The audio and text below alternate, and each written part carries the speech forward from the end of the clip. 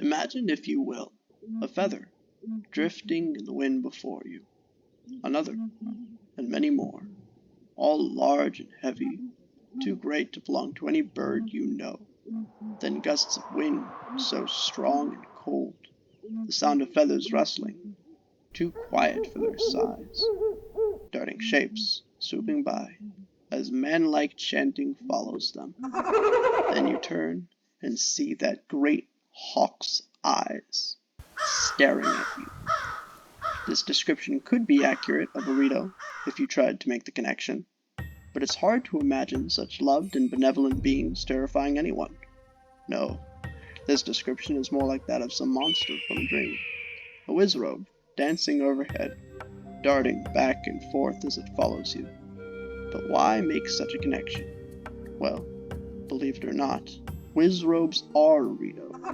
This may be hard to believe at first, but I can guarantee that by the end of this video, I'll have convinced you. When looking at the enemies in Zelda, it's pretty easy to see each one's role. We consistently see bokoblins as the grunt enemies and the occasional moblin to back them up, but the more difficult enemies are often few and far between. This makes sense, since being swarmed by a million Darknuts wouldn't make for a very good gaming experience. But even if you turn the difficulty up and progress through the game, the number of exceptional enemies doesn't actually increase. At first, this may just seem like a trivial detail. After all, just making all of the enemies stronger does get the job done when trying to make the game harder. But we are theorists here, so going with the easy conclusion just isn't going to work for us. Instead, what would it mean if the number of enemies aren't not increasing just by choice, but rather because they can't? In every Zelda game throughout the series, there are two types of enemies under Ganon's control. The first and most common type of enemies are renewable enemies. These guys are directly created by Ganon's magic and can be summoned at will in accordance with Ganon's power. This allows Ganon to distribute his power over a large area, but it never actually increases it, since it only spreads power that originated from Ganon himself. This is indeed a useful tool for conquering a populace that is spread out all over Hyrule, but it can never give him the upper hand in fighting against the goddess Hylia, who reincarnates in the form of Zelda. You see, this pair of deities were created not unlike yin and yang, in the sense that they are both equal and opposite, eternally locked in combat, with neither one able to gain the upper hand. We've seen from the centuries of battle between Hylia and Demise in Skyward Sword, to the hundreds of years of one-on-one combat in Breath of the Wild, that this truth has remained unbroken from the ancient past to the current era. And yet, something clearly tips this scale, because in every Zelda game, with the exception of a single alternate reality, the good guys, Zelda and Link, always win. The force that breaks this equilibrium is the Hylians. Regardless of the similarity between names, the Hylians aren't actually Hylia's troops, in the same way that bokoblins and their fellow monsters are Ganon's armies. The Hylians are simply a third party residing in the world alongside these two warring deities, and it just so happens that the majority of people in the world prefer to side with the faction aiming for peace and life, rather than aligning themselves with the side striving not even for power, but simply death and destruction. So as a result, the Hylians side with Zelda, thus tipping the scale and always ensuring her victory. Ganon is very aware of this, however, and being an intelligent villain, he does his best to both work around this, and beat Zelda at her own game. And this is done through a smile and a good old-fashioned dark magic wizard. Now, all throughout history, we've heard countless stories of people becoming corrupted by power, and going to incredible lengths to achieve it, and the people of Hyrule are no different.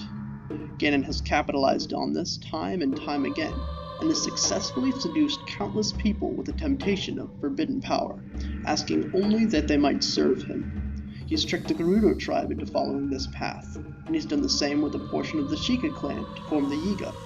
The first Zelda game even features Ganon as the leader of a group of bandits and thieves, many of whom were male, providing evidence that this wasn't the all-female Gerudo tribe, but a group of Hylians that had agreed to follow him. Both Zant and other people of the Shadow Realm were deceived in this way. Even the Zora, who are portrayed as an ancient and noble race, dedicated to Hylia, fell prey to this temptation, leaving only the Gorons and the Rito untouched. But is this really the case? Aside from Rivali, It's hard to imagine the Rito working for Ganon, but we must remember that the Rito themselves evolved from the Zora, so their kind and noble nature simply isn't enough to exempt them from suspicion, since it wasn't enough in the past. With this in mind, we have to seriously consider this possibility whenever we're presented with incriminating evidence. Now, I've shown you that it's indeed possible for the Rito to be corrupted by Ganon, but I haven't really convinced you just yet. So now I'm going to give the rundown of why this is the case. I'm going to show you the evidence of this happening, the motives for it, and the opportunities they had to take advantage of it. First off, we have the numerous similarities between the Wizzrobes and the Rito tribe in the Wind Waker. Both are humanoid with many avian features, including a face with a beak, and normal arms and hands which can turn into wings for flight. You'll of course notice that the Wizzrobes are more avian than the Rito. In fact, they almost look like the missing link between the Rito from the Wind Waker and the Rito from Breath of the Wild. Now this is actually a very important detail, since it is revealed in the Wind Waker that the Zora's evolution into the Rito is not a natural one at all. In fact, it seems incredibly unnatural for a species that is very well adapted to an aquatic habitat like the Zora to evolve into a species like the Rito, which are far worse suited for an increasingly aquatic flooded Hyrule. In the Wind Waker, it's revealed to us that the Rito are forcibly evolved through the use of magic, presumably Hylia's or perhaps Nehru's, through an artifact imbued with said magic, which takes the form of a feather given by Valu, a sacred being and servant of the three golden goddesses, not unlike the Deku Tree. This was likely to ensure that all the inhabitants of Hyrule would indeed leave the kingdom of Hyrule behind, just as the goddesses intended. But the important thing to know is that this evolution is triggered only by magic. In fact, when trying to obtain Din's Pearl in the Wind Waker, it is stated that Prince Kamali can't evolve wings without receiving a magic feather from Valu, which proves that this explanation is true. Now suppose that a few of these Rito fall for Ganon's temptations and receive new powers from his dark magic. Would it not make sense that their evolution would be sped up with access to not only the magic of Hylia, we presume, and her equally powerful counterpart's magic? This explains why the Wizzrobes appear more avian than the Rito in the Wind Waker, and the theory that their evolution is being sped up by this process is strengthened by the physical appearance of the Rito from Breath of the Wild, which clearly show that the evolution of the Rito continued in this direction.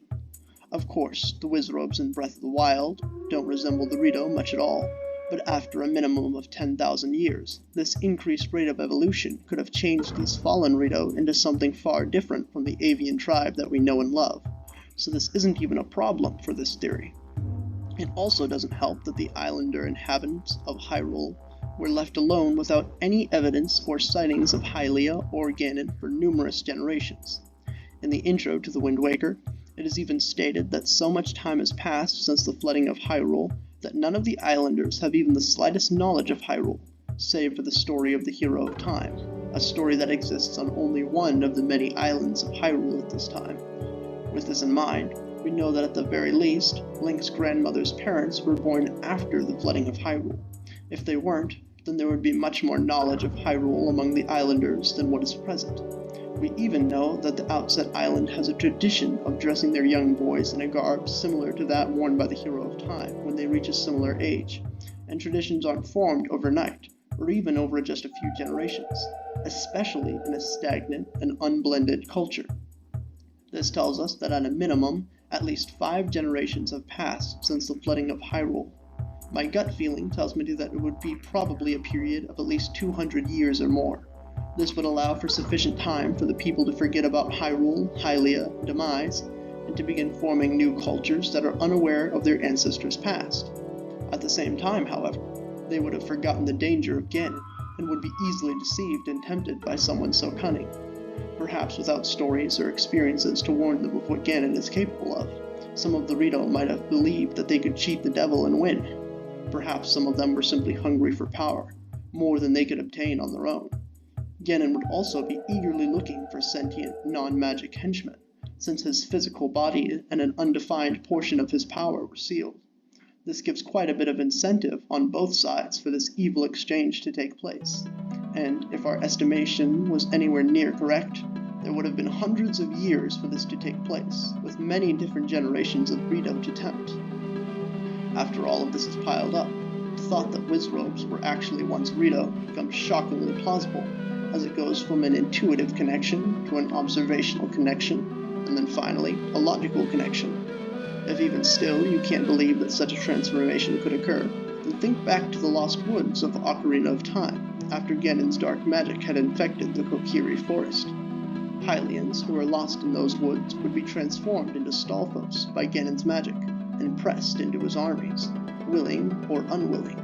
With all of this brought to light, it becomes less of a theory and more like a horrifying revelation that you'd like to forget.